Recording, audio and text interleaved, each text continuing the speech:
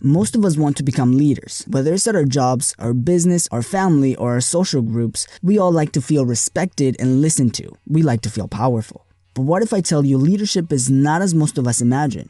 Leadership is more than just a position. It's a process. It's not something that you achieve and you have forever. It's something that is always evolving, always changing. Leadership is more than just having people listen to you, but to develop influence and ultimately change that will benefit everyone. In the book, The 5 Levels of Leadership, we learn the principles of leadership and why leadership is not just all black and white. John Maxwell shows us the different levels of leadership and the different levels of influence that come with them.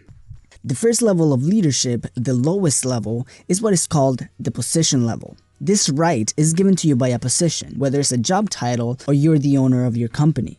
In the first level, people follow you because they have to. If you're the CEO of your company, people will listen to you in fear of being fired. The first level of leadership isn't really leadership at all because in this level you don't have any influence. You just have a higher rank position, and the position doesn't make the leader. Let me ask you something. Have you ever had a boss that wasn't a very good leader? This is one of the reasons why in the first level people will give you the least amount of their time and effort because they follow you only because they have to. The second level of leadership is the permission level. Here's where you focus on building relationships. Once you step into the second level of leadership, people don't just follow you because they have to, they follow you because they want to. In this level, you focus on getting to know your people, you understand who they are, and you build a good relationship with them. Here, you're not only their supervisor, manager, or boss, you are their leader. They actually like you. Some of the main traits that level 2 leaders have are, they listen well.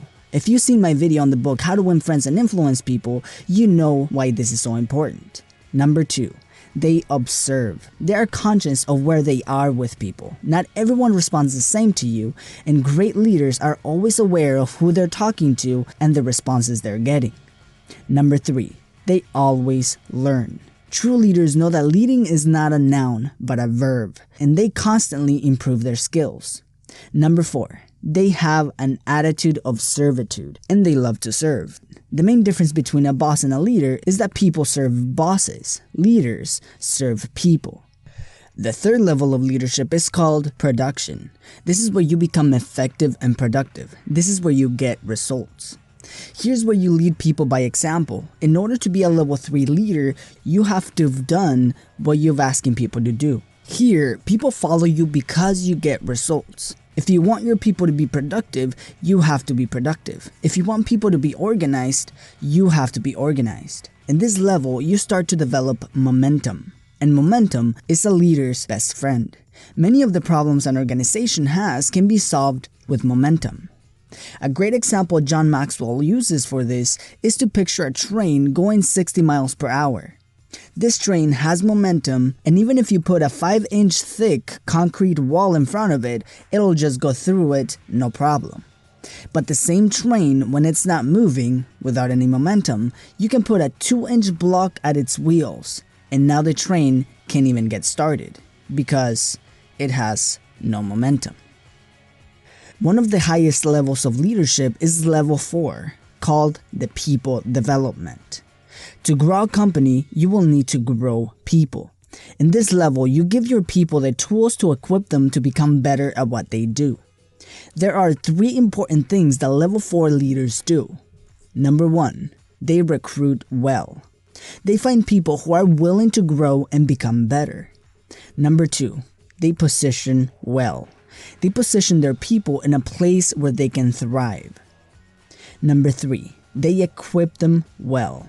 They are aware of their people's strengths and weaknesses, and they give them the tools and knowledge to be the most effective.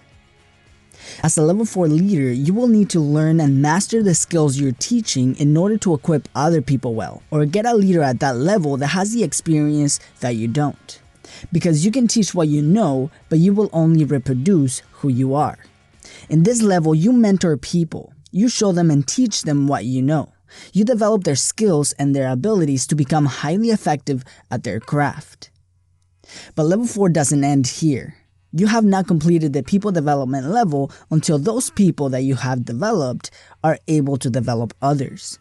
This is where real exponential growth happens, whether it's in your own business or you work with another company. When you are able to develop people who can teach and develop others, you have created a powerful organization that grows exponentially.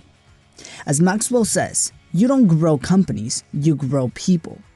Here, you're not only impacting the business and organization, but you're impacting people's lives. You are developing people to become more skilled and to become leaders themselves.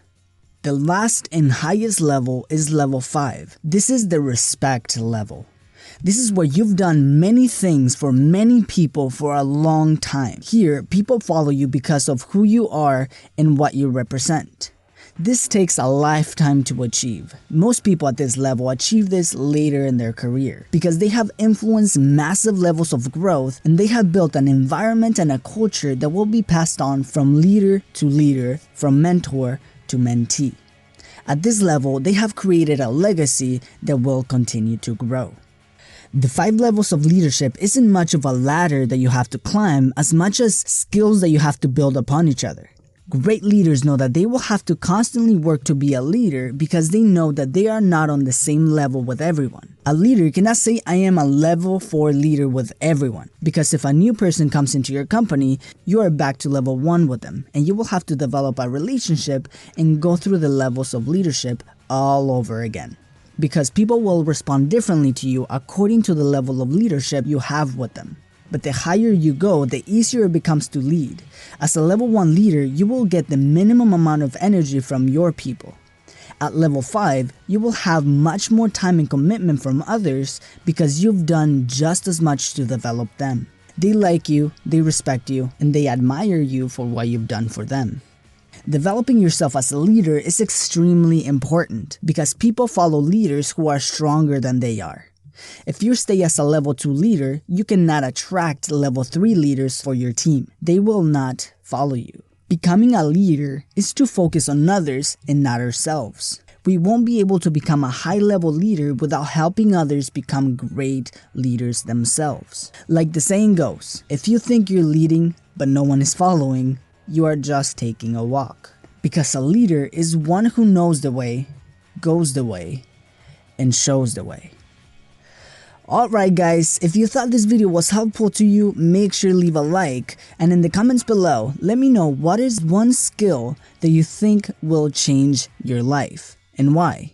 I am very curious to see your answer.